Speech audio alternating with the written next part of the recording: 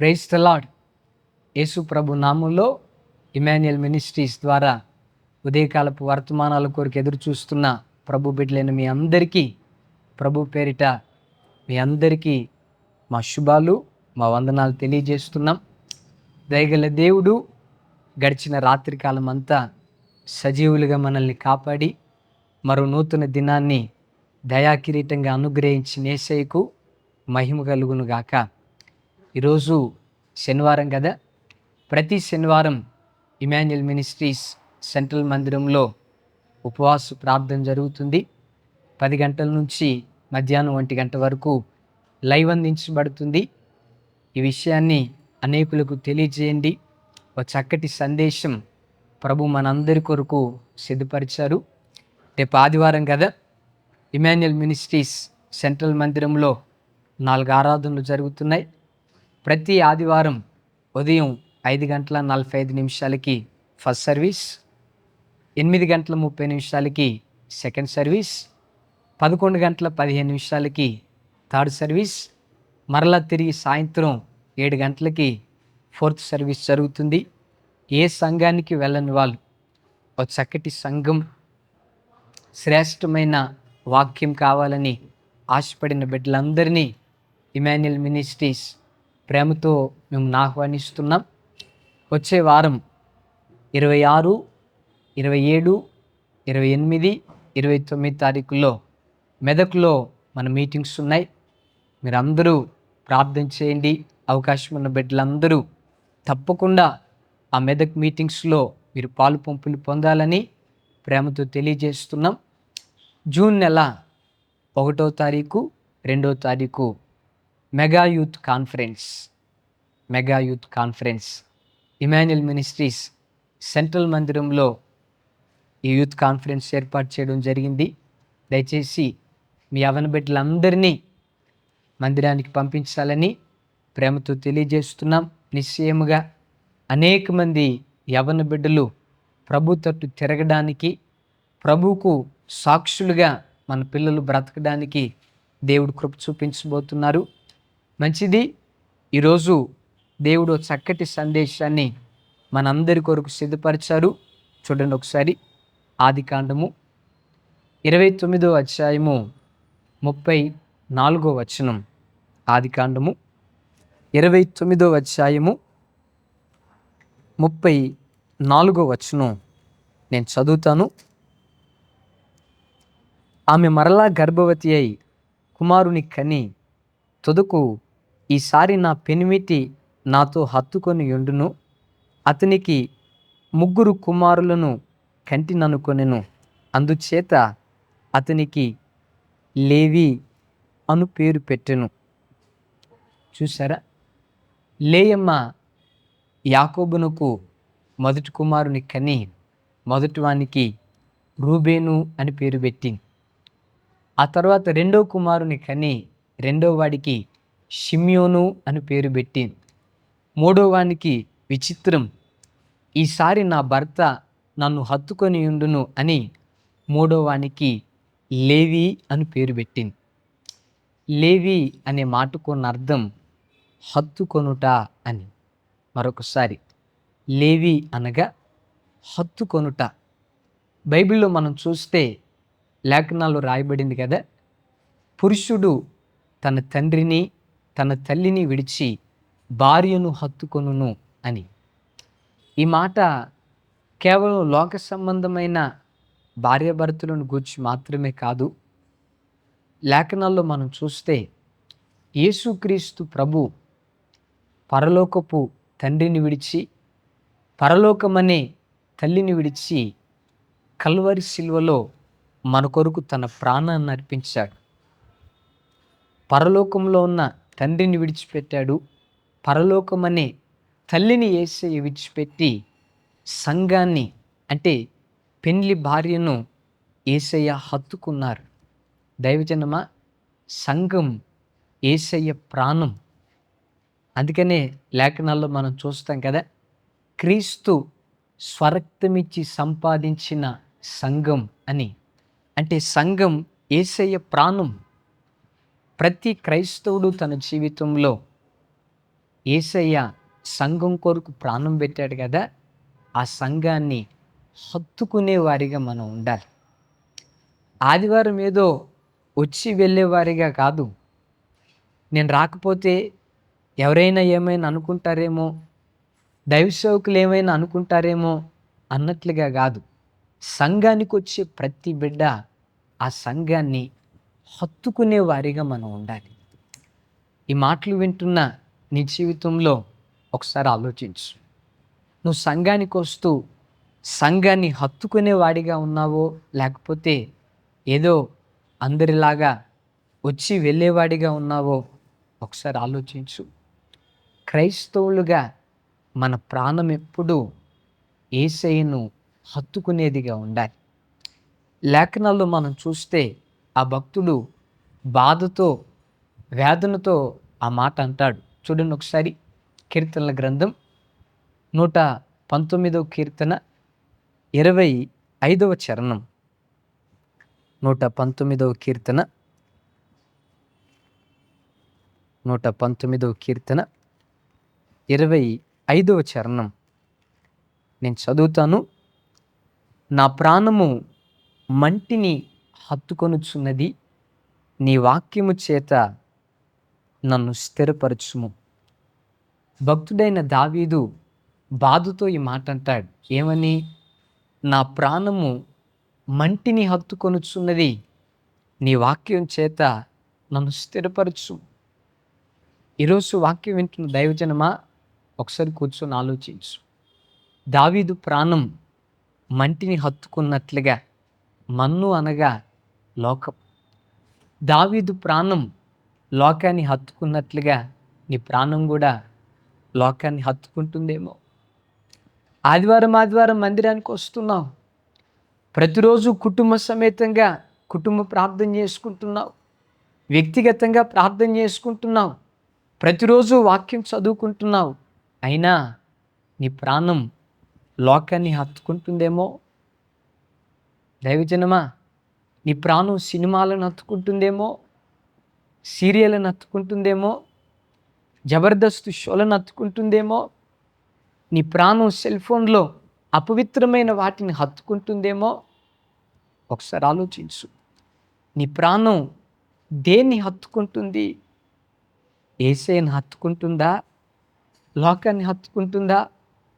ఒకవేళ నీ ప్రాణం లోకాన్ని హత్తుకుంటే యేసయ్యను ఒక మాట అడుగు, అయ్యా నా ప్రాణం లోకాన్ని హత్తుకోకూడదయ్యా, నా ప్రాణం మంటిని హత్తుకోకూడదయ్యా, ప్రాణం పోయే ఆఖరి క్షణం వరకు నేనెప్పుడు నిన్నే హత్తుకునే వాడిగా ఉండాలి, నా ప్రాణం ఎప్పుడు నిన్నే హత్తుకునేదిగా ఉండాలి, కోరుకునే వారిగా మనం ఉండాలి. దేవుని మనం హత్తుకుంటే ఏం జరుగుతుందో లేఖనాల్లో రాయబడిన ఒక చక్కటి మాట చూడండి. ద్వితీయోపదేశకాండం 4వ అధ్యాయం 4వ వచనం. అందరూ మాట చూడండి. ద్వితీయోపదేశకాండం 4వ అధ్యాయం 4వ వచనం. మీ దేవుడైన యెహోవాను హత్తుకొనిన మీరందరూ నేటి వరకు సజీవులై ఉన్నారు. విన్నారు కదా? దేవుని మన ప్రాణం హత్తుకుంటే ఏం జరుగుతుంది? మీ దేవుడైన యెహోవాను హత్తుకొనిన మీరందరూ నేటి వరకు సజీవులై ఉన్నారు. ఒకసారి చూడండి. ఈ దినాన్ని చూడలేక ఎంతోమంది కాలగర్భంలో కలిసిపోయారు కదా. వాక్యం బోధించే నేనైనా, వాక్యం వింటున్న మీరైనా మనం సజీవంగా ఉన్నాము అంటే మన ఆరోగ్యం మనల్ని సజీవులుగా ఉంచలేదు, మన శరీరంలో ఉన్న బలం మనల్ని సజీవులుగా ఉంచలేదు, లేకపోతే మనం తీసుకున్న ఆ జాగ్రత్తలేవో మనల్ని సజీవులుగా ఉంచలేదు. కానీ మనం సజీవంగా ఉన్నాము అనంటే దేవుడే దానికి కారణం. మనం బ్రతికున్నాము అంటే దేవుడే దానికి కారణం అంటాడు అక్కడ. మీ దేవుడైన యెహోవాను హత్తుకొనిన మీరందరూ నేటి వరకు సజీవులై ఉన్నారు. అంటే ఒక వ్యక్తి ప్రాణం దేవుని హత్తుకుంటే ఆ వ్యక్తి ఎట్లా ఉంటాడో తెలుసా? సజీవంగా ఉండడానికి దేవుడు కృప చూపించునుగాక. దైవజనమా, మన ప్రాణం ఎప్పుడు దేవుణ్ణి హత్తుకోవాలి.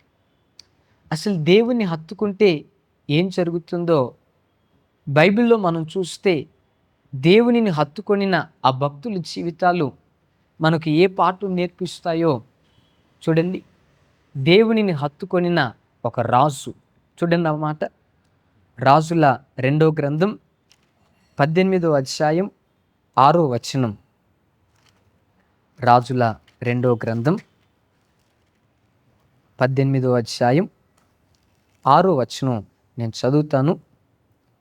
అతడు యెహోవాతో హత్తుకొని ఆయనను వెంబడించుటలో వెనుక తీయక ఆయన మోషేకు ఆజ్ఞాపించిన ఆజ్ఞలన్నిటినీ గైకొనుచుండెను. 7వ వచనం. కావున యెహోవా అతనికి తోడుగా ఉండెను, తాను వెళ్ళిన చోటనెల్లా అతడు జయము పొందెను. చూశారు కదా, రాయబడిన ఆ మాట, అతడు యెహోవాను హత్తుకొని ఉన్నాడు. ఎవరైనా రాజైనా హిజ్కియాను గూర్చి రాయబడిన మాట. హిజ్కియా ఎవరిని హత్తుకొని ఉన్నాడు? లోకాన్ని హత్తుకోలా, అపవిత్రతను హత్తుకోలా.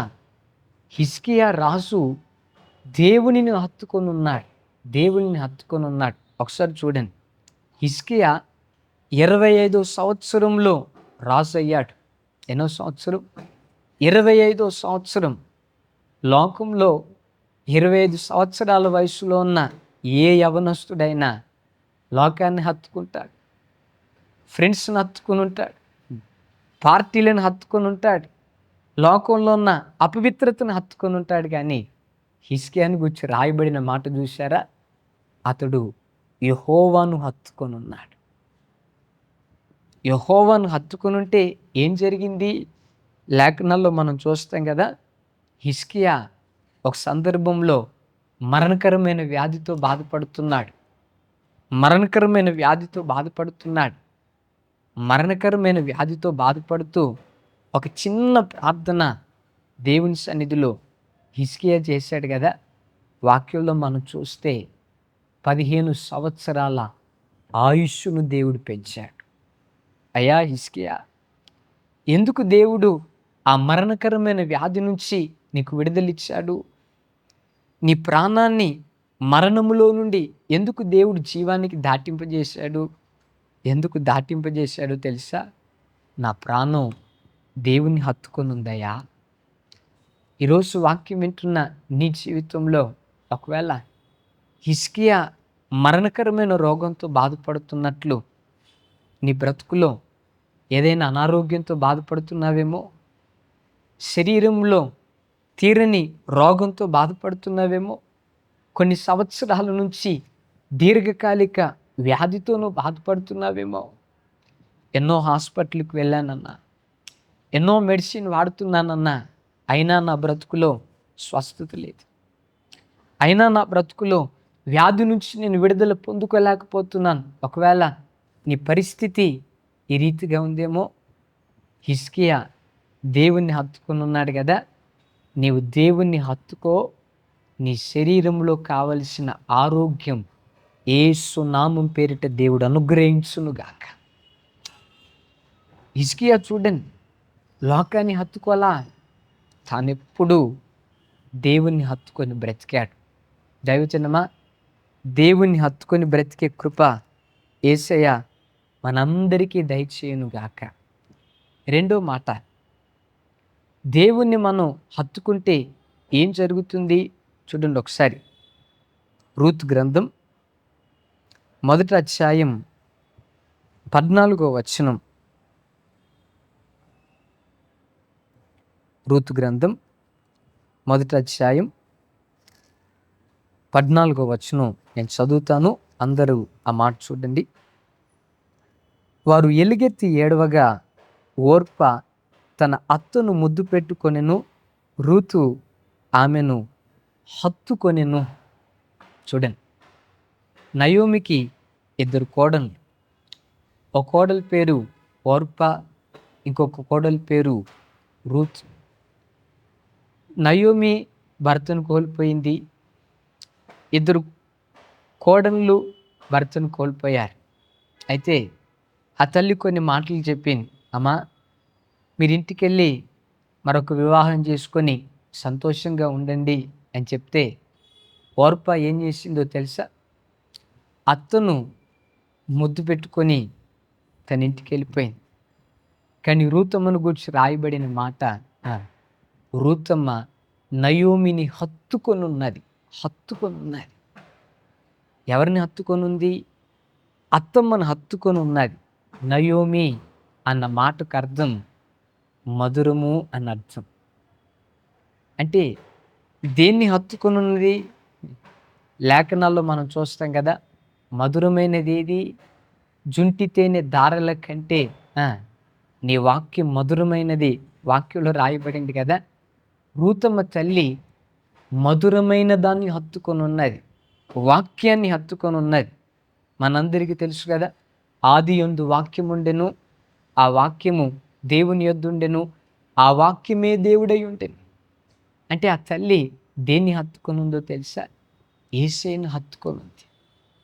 రూతమ్మ పరిస్థితి మనం చూస్తే, రూతమ్మ మోయాబీయురాలు, మెలేకు దేవత యొక్క ప్రధాన పూజారి యొక్క కుమార్తె.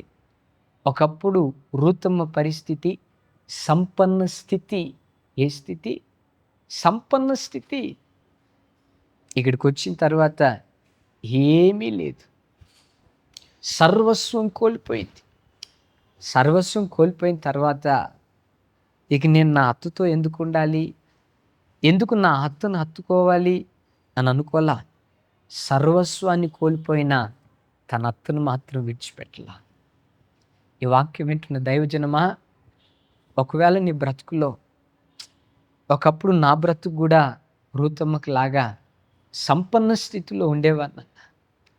ఆర్థికంగా చూసిన సంపన్న స్థితి, ఆరోగ్యంగా చూసిన సంపన్న స్థితి, ఆత్మీయంగా చూసిన సంపన్న స్థితి. కానీ ఈరోజు రూతమ్మ ఏమీ లేని పరిస్థితిలో కనబడుతున్నట్లుగా నా బ్రతుకులో కూడా ఏమీ లేని పరిస్థితిలో నేనున్నాను. నా బ్రతుకంతా శూన్యమే. ఇంకేమని దేవుని కొరకు బ్రతకాలి? ఇంకేం ముఖం పెట్టుకొని ఆదివారం మందిరానికి రావాలి? ఇంకేం ముఖం పెట్టుకొని నేను దేవుని సన్నిధిలో మోకరించి ప్రార్థించాలి? పొరపాటున బాధపడుకు. రూతమ్మను చూసారా? ఒకప్పుడు సంపన్న స్థితి, ఇప్పుడు ఏమీ లేదు. అయినా అత్తను హత్తుకొని ఉంది కదా. లేఖనాల్లో మనం చూస్తే రూతమ్మ తల్లి పరిస్థితి తర్వాత ఆ తల్లికి బోయాసు, తన భర్తగా బోయాసు అనుగ్రహించబడ్డాడు. ఏ పొలంలోనికైతే తాను పరిగెవేరుకోవడానికి వెళ్ళిందో అదే పొలానికి యజమానురాలిగా మార్చబడింది. చూడండి, ఏ పొలంలోనికి పరిగెవేరుకోవడానికి ఓ బానిసగా వెళ్ళిందో అదే పొలంలో యజమానురాలిగా మార్చబడింది. అమ్మ రూతమ్మ,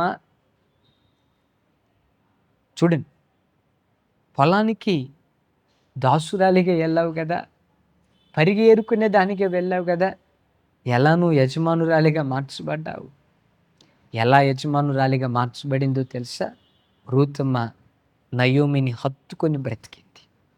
ఈరోజు వాక్యం వింటున్న దైవజనమా, నా బ్రతుకులో ఏమీ లేదయ్యా, నా జీవితం అంతా శూన్యమే, నా పరిస్థితి అంతా శూన్యంగా కనబడుతుంది. ఒకవేళ శూన్యంలో ఉండి ఈ వాక్యం వింటూ ఉన్న దేవుని నీవు హత్తుకొని బ్రతుకు. రూతమ్మను భాగ్యవంతురాలిగా ఆశీర్వదించిన దేవుడు యేసు నామం పేరిట ఈ వాక్యం వింటున్న నిన్ను, నువ్వే పట్టణంలో ఉన్నావో, ఏ గ్రామంలో ఉన్నావో, ఏ దేశంలో ఉన్నావో, రూతమ్మ దేవుడే మనం ఆరాధించే దేవుడు. రూతమ్మను భాగ్యవంతురాలిగా చేసిన దేవుడు ఈ వాక్యం వింటున్న నిన్ను యేసు నామం పేరిట భాగ్యవంతుడిగా, భాగ్యవంతురాలిగా దేవుడు నిన్ను ఆశీర్వదించునుగాక. అయితే అట్లా ఆశీర్వదించాలి అనంటే మనం ఎప్పుడూ యేసయ్యను హత్తుకునే వారిగా ఉండాలి. హత్తుకునే వారిగా ఉండాలి. ఆ రాజు హిజ్కియా యేసయ్యను హత్తుకున్నాడు. తల్లి రూతమ్మ దేవుణ్ణి హత్తుకొనుంది. ఆయన మరణంలో నుండి విడిపించబడ్డాడు. ఈ తల్లి దగ్గరికి వచ్చేసరికి భాగ్యవంతురాలిగా ఆ తల్లిని దేవుడు ఆశీర్వదించాడు. యేసు నామం పేరిట ఈ వాక్యం విన్న ఒక్కొక్క బిడ్డకు దేవునిని హత్తుకునే మనస్సు దేవుడు సమృద్ధిగా అనుగ్రహించునుగాక.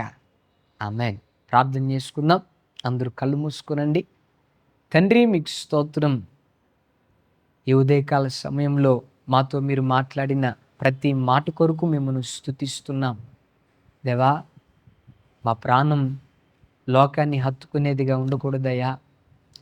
అపవిత్రతను హత్తుకునేదిగా ఉండకూడదు. మా ప్రాణం ఎప్పటికీ మిమ్మలను హత్తుకునేదిగా ఒక్కొక్క బిడ్డను మీరు బలపరచమని ప్రార్థిస్తున్నాం. హిజ్కియా మిమ్మల్ని హత్తుకొని బ్రతికాడు. మరణంలో నుండి తన ప్రాణాన్ని జీవానికి దాటింపజేసి 15 సంవత్సరాల ఆయుష్ను మీరు పొడిగించారు.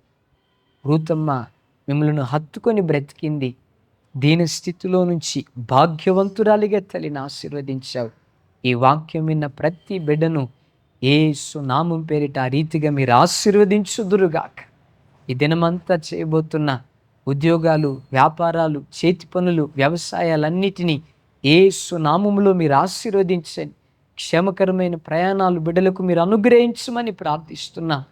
ఉదయం జరగబోతున్న ఉపవాస ప్రార్థన ఆశీర్వాదకరంగా జరిగించండి. రేపటి దినాన జరగబోతున్న సకల పరిశుద్ధుల పునరుత్థానపు ఆరాధనలు మీరు మహిమకరంగా జరిగించి మీరే మీ ఘననామాన్ని కనపరుచుకున్నామని మీ కృపా హస్తాలకు అప్పగించుకుంటూ యేసు నామములో ప్రార్థించి పొందియున్నాము తండ్రి. ఆమేన్. తండ్రి అయిన దేవుని ప్రేమ, కుమారుడైన యేసుక్రీస్తు ప్రభుల వారి కృప, పరిశుద్ధాత్మ దేవుని సన్నిధి సహవాసం మనకును సకల పరిశుద్ధులకు సదా తోడయుండి నడిపించునుగాక. ఆమేన్. ఆమేన్. Thank you. మీ అందరికీ ప్రభు పేరిట మా నిండు వందనాలు. Thank you.